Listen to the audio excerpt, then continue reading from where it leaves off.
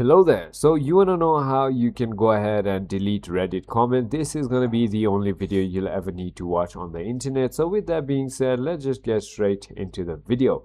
First things first, as you can see, I have this beautiful Markiplier wedding photos in front of me, and I've already commented on this, writing Markiplier was my childhood. Looking at this makes me happy.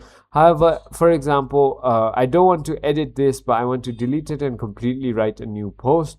Then what I can do is simply go ahead and click on this triple dot icon. As you can see, as I mentioned, edit comment is also an option. However, if you don't want to do that, all you need to do is click on this delete comment button on the third right over here.